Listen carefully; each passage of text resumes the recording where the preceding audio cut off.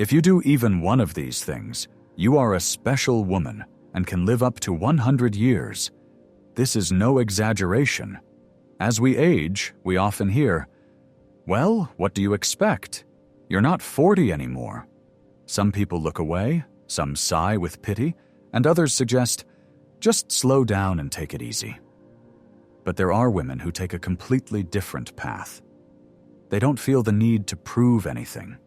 They simply live, with curiosity, with movement, with inner strength, quietly, yet very resiliently.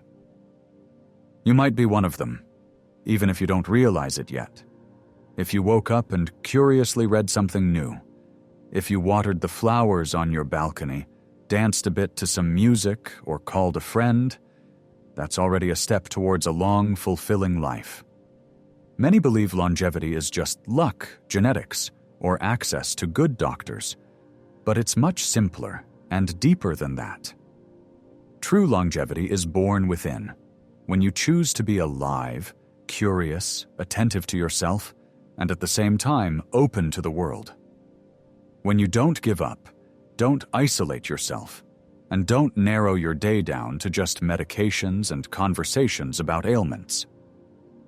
And if you see yourself in any of this, you're already on the right path. This journey is not for the solitary, but for the chosen ones. Women who swim against the tide, yet maintain their lightness. Next, you'll hear about 6 habits that not only extend life, but make it truly yours. Listen to the end and rate from 1 to 10 how helpful you found this video. First point, you seek out something new every day. The brain isn't just an organ. It's a sensitive instrument that, as we age, demands not rest, but stimulation. Not physical, but mental, emotional, and curious engagement. Women who continue to learn, read, watch, and reflect are protecting themselves better than any pill could as they form new neural connections every day, maintain mental clarity, and, most importantly, keep their zest for life. This isn't about studying or self-improvement just for the sake of it. It's about genuine curiosity that doesn't fade with age. Rather, it becomes purer, calmer, and more authentic. When you learn a new word, watch a documentary, or explore the settings on your phone to figure things out. You're not just keeping busy. You're nourishing your brain, sending it a message. I'm alive, I'm curious, and I'm here. This is not a trivial matter. It's a form of dementia prevention. It's a way to maintain memory, focus, and mood. And it's one of the key secrets of those women who live into their 90s, preserving their clarity, strength, and inner dignity. Let every day include at least a tiny bit of something new. A short article, a page from a book, a question you asked your grandchild, or something you typed into a search engine. The brain doesn't need much. It just needs to be engaged regularly, sincerely, and with genuine interest. Because interest isn't just about knowledge, it's about life. It's about being an active participant rather than a mere observer. And this is one of the key conditions for a long, vibrant, and meaningful old age. This is perhaps one of the most important indicators of longevity. Being active after 65 isn't just about hitting a step count or going to the gym. It's about feeling movement as a natural part of life, not as a challenge or an obligation.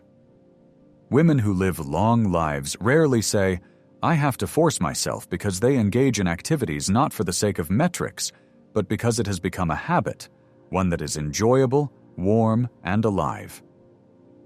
It could be a leisurely walk in the park, allowing yourself to pause, breathe, and take in your surroundings.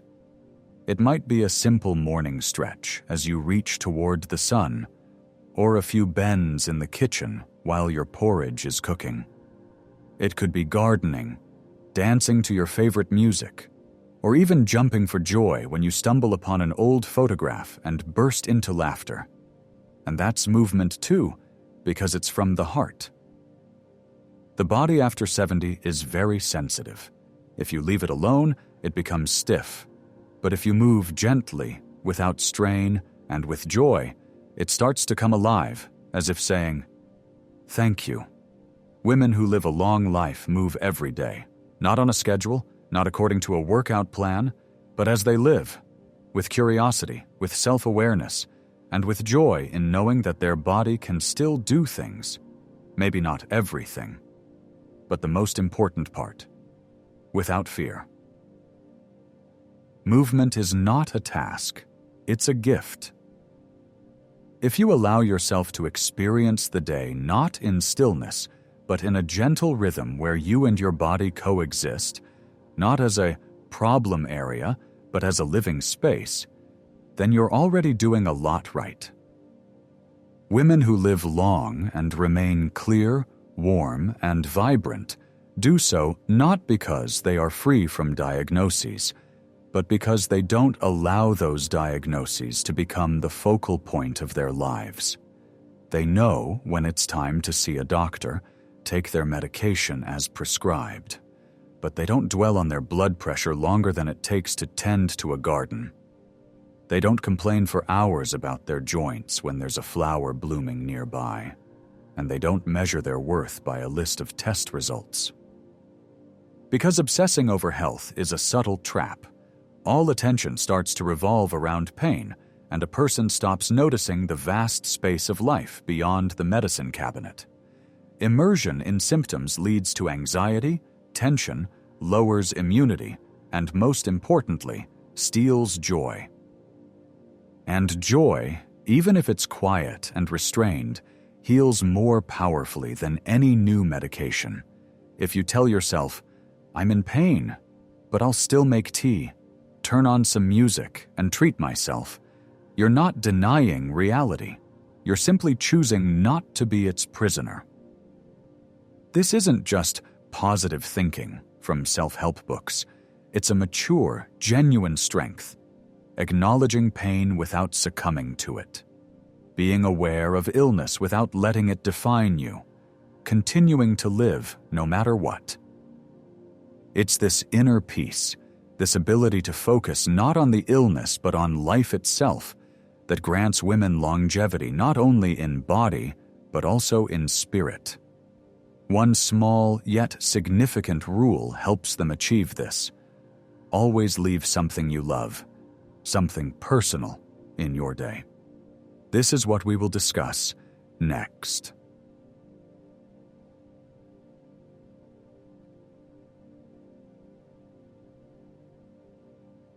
There's a quiet secret to a long, fulfilling life. It's waking up in the morning not out of obligation, but because you have a reason to. Not for a grand goal, not for someone else, but simply to do something that brings you joy.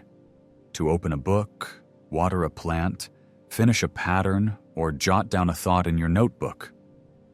It doesn't have to be a life's work, but rather a simple, warm activity where you're not obligated or in need, but just being yourself. Women who have hobbies or their own small businesses find it easier to cope with loneliness. They experience less anxiety and are more resilient when facing the changes that come with aging and emotional ups and downs. This is because they always have a place to return to, a quiet, cozy space within themselves where no one criticizes, demands, or judges. It can be anything, from simply tending to houseplants to embroidery, reading, journaling, or listening to favorite melodies. The key is that it's something personal, something that makes you feel, "I'm not disappearing, I'm continuing, in this activity, in these hands, in these movements." And let no one else notice this. Let no one praise or ask. If it fills you up inside, then it's more important than it seems. It's these quiet joys that become anchors, keeping the soul warm even when there's a storm outside. But a person is not just an inner world. They need something else, without which no stability can hold. There are things that cannot be replaced by books, television, or even a favorite hobby. This is genuine connection. A simple, human hello, a look that recognizes you, a brief conversation that leaves you feeling warmer. Women who maintain even one or two sincere connections with a friend, a neighbor, a loved one, tend to live longer and cope with difficulties more easily. Loneliness doesn't always come from being physically alone. It can also arise when there's no one with whom you can truly be yourself. When you hear a lot of, "How are you?" but not a single, "How are you really?" When you can speak, yet feel hesitant to do so because there's no one to share with, or the wrong audience. That's why genuine connections are so important, even if they're few. One friend to laugh with, one neighbor to exchange a few words, one person with whom you can talk, or simply share silence and know it's a moment of connection, not just quiet. It's not about quantity, it's about quality. Sometimes one meaningful conversation a week can provide more strength than 10 obligatory meetups. A message from a grandchild, a short letter, a postcard, or just a warm voice on the phone can become a lifeline. A woman who has even a little bit of authentic communication remains engaged in life. Because the words that are spoken and heard are like air for the soul. And the more you allow yourself to be part of that flow, the stronger you feel. You are a part of it all. You matter, and you are connected to this world. And the last point, which is a sign of longevity. Every woman goes through periods in life when everything feels overwhelming, when the pain outweighs the strength, and understanding is less than desired. Yet there are extraordinary women who, despite these challenges, never lose one essential ability to smile even through tears. They laugh not because life is easy, but because it's their way of staying alive, warm, and human. Humor is not superficial lightness or a way to not feel. It is a mature inner wisdom, the ability to avoid unnecessary dramatization, to let go of grievances, and to embrace aging with dignity, sprinkled with a touch of self-irony. A woman who can look in the mirror and say, "Well, there are a few cracks, but you still shine," is not only capable of living a long life, but can also impart a sense of vitality to others that cannot be bought or faked. Such lightness is not naivety, but an internal choice. A smile in difficult times is not a weakness, but a strength. And the ability to laugh at our own grandma stories is not a rejection of seriousness, but a freedom to be ourselves without the burden. Laughter extends life, not just because it reduces stress and improves our hormonal balance, but because it brings us back to our true selves, not perfect, not young, but alive, warm, and soulful. And it is these women, those who, despite everything, have kept the spark, that live longer, shine brighter, and leave behind not a trace of fatigue, but a memory of lightness and inner radiance. If you've recognized yourself in even one of these signs, you are already different. You are not just an ordinary, unnoticed, just an older woman.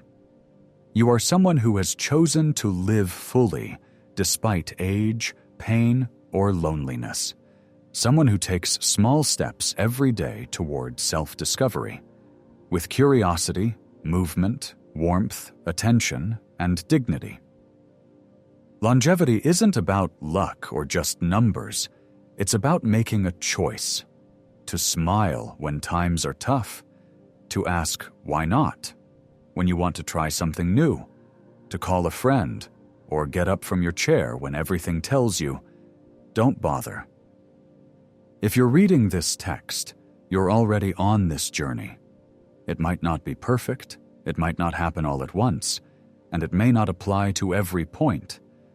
But you are alive, you feel, you seek, and you strive. That means you are heading towards a place where life continues, not fades away. Let someone chase after youth while you walk with your inner light. Let someone be 30, but you have experience, depth, and strength that cannot be taken away by time or wrinkles. And let the road be long. But the most important thing is that you remain on it. Alive, authentic. The one who has already proven it's possible to live for a long time. But to live with yourself, that's priceless.